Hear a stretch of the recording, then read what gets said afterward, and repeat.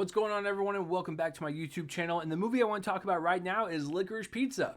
You know, I'm kind of having a theme on my channel this week of discussing films from last year that I have missed that have caused a lot of controversy online. So let's stir up the pot a little bit. So yes, I've done Don't Look Up on my channel so far, and Matrix Resurrections. So this is my third one, controversial one for this week. So let's dive right into it. Licorice Pizza is the newest film from Paul Thomas Anderson, one of my favorites.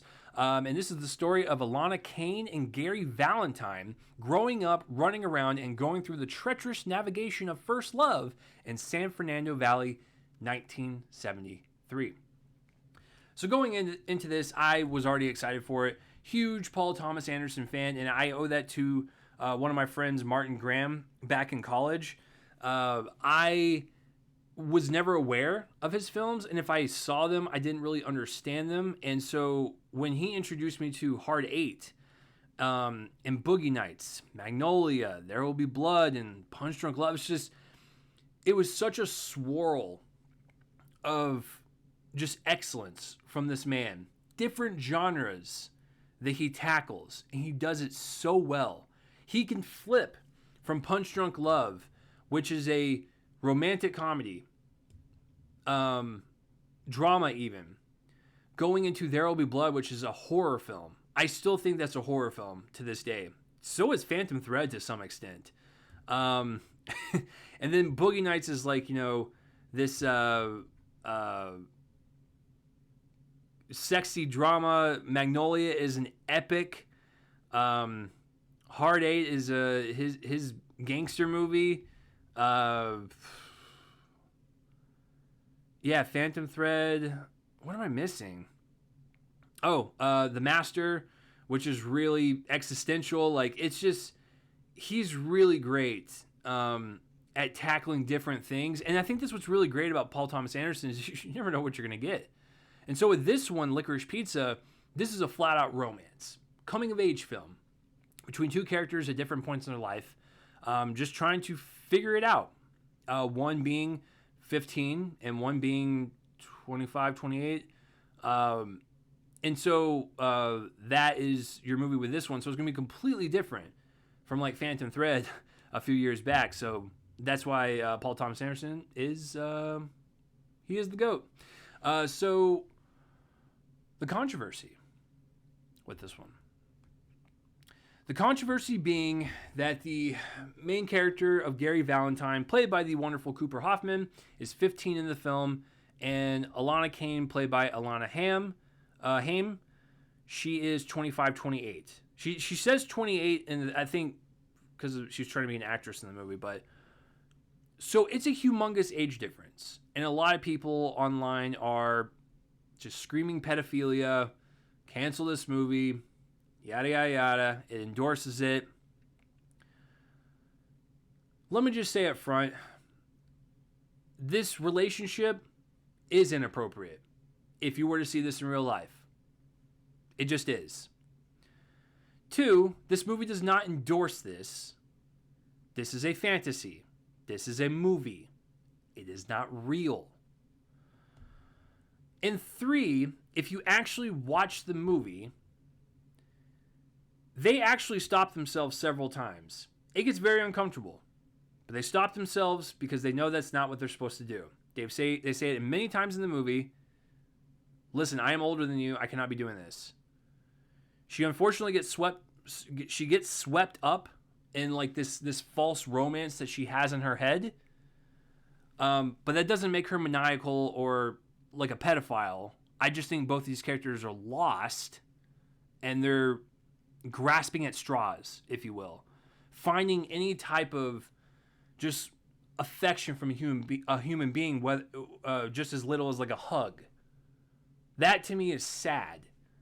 I never saw this as like a gross like pedophilia thing. So that's why I was really confused online when people were just screaming at the top of their lungs about this. Like, did you even watch it? Now, at the end of the film, spoiler alert, they share a kiss. Is it uncomfortable? Yes. But that's... And plus, the movie like ends shortly right after that. So everything's left up in the air anyways. They could have easily broken up like the next day. So I don't know. I get why people are concerned, but if you actually watch the movie, is it inappropriate if you saw this in real life? Yes. But this is a movie. It is fantasy. Does not endorse it. And they don't even take it to that level. So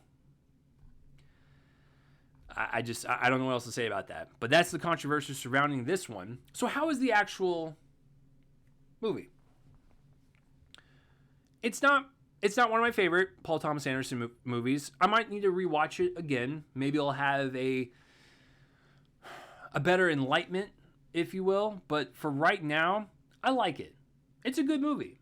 I think in terms of like romances and coming of age films and stuff, what you really have to rely on is your two leads. If they do not work, if they do not have chemistry or any type of camaraderie or bubbliness between them, personality, then your movie falls flat. Cooper Hoffman and Alana Haim, they're wonderful. They're very just bubbly people. Their friendship is just absolutely adorable in this movie. They just go very well together in the scenes, like as if they're not even reading a script. It just feels really natural and kind of organic, and you can definitely tell that their kinship was alive and well on set, to where I wouldn't be surprised if after this movie, if they still remained in contact and they were still friends. They bring this movie so much life and so much love and just positivity, I guess. I don't know. You feel good watching it because you're just like, these are just two people growing up. They're trying to figure it out. We've all been there. And I think just seeing them just being their charming selves really carries the story, and you really just care about their journey. It's an aimless journey. It's a slice of life. There's really like no purpose to anything. They're just trying stuff. They start a business together. They discuss, world and political views. They talk about minuscule things like food or, what they want to do. And like, even though one's 15 and one's like 28, they're still trying to figure each other out. The one that's 28, I've been there. I didn't know what was going on a few years ago. And I think that's kind of the point, is it doesn't matter what age you're at, is that we're all still trying to figure it out. And wrapping it into this this film set in the 70s and just having the vibrancy of the production design, the costuming and everything, it's a wonderful experience. And I saw one of the pull quotes on this movie, intoxicating. That's also a great word. Magnetized, just like I was just glued to the screen the entire time, just appreciating the wonderful and smooth cinematography, or the color that was just popping and just sucking you in with the 70s aesthetic. The dialogue, which was very punctual and funny and just charming, and just all of it just kind of worked together as this wonderful coming of age film. I wouldn't even call it a romance film. I would just say it's a coming of age film of two people at different points in their life. So there you go. Cooper Hoffman, son of late Philip Seymour Hoffman, rest in peace, one of my favorites, gone way too soon. It is eerie to see him perform like his dad. And it makes me super happy to know that he's going to carry on his legacy. And hopefully he gets more roles from this movie. But Cooper Hoffman's going to be a star in the making. And so is Alana Haim. I've never heard of her music before watching this movie, but she's wonderful in this. If she wants to balance a acting, singing career, go for it. I think she's got talent in both, because even before this movie, I started listening to some of her music. My wife played some in the car a couple days. They're good. I thought they were going to, honestly, this is my bad, but I thought just they were going to be like some stereotypical, like hippie folklore, pretentious music that didn't really have any point to it.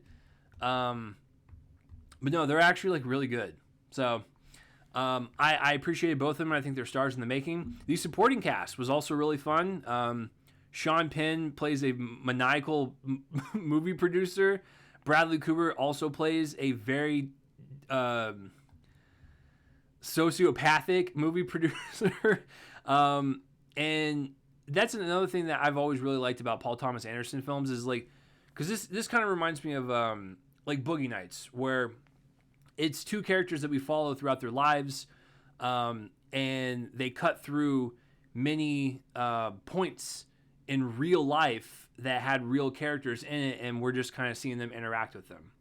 So it just kind of cuts through specific events and people's timelines, and that's why we get characters like Sean Penn and Bradley Cooper's character who were based on real people. So, but yeah, I think the supporting cast was also really fun to watch. Alana Haim's family played her family in the film, and they were her dad's hilarious. Her dad's super funny. He's got great comedic timing. So, and that's another thing. Comedic timing was great across everyone. Cooper Hoffman has that skill like his dad did, where Philip could turn it on a dime and be this powerhouse dramatic performance, but then also flip it and have like the best one-liner to follow that and just make you laugh. He's just absolutely magnetic, and so is his son. So, that's pretty much it with the cast. Like I said, it looks really great. Cinematography is always on point from PTA, and he also co-shot this one too. The man's a machine. He can shoot, edit, direct, write. I want to see Paul do. I want to see him put himself in a role in one of his movies. Pull an Alfred Hitchcock. I think that'd be fun. So I really enjoyed this film. It's not one of my favorites from Paul Thomas Anderson. If I had to pick a romance one that I liked more between like this, Phantom Thread, and like Punch Drunk Love is going to be one of my favorites from him, period. So it's a high bar to reach, but this one gets pretty close. I know a lot of people that I follow online really love Licorice Pizza. Some of them thought it was just okay.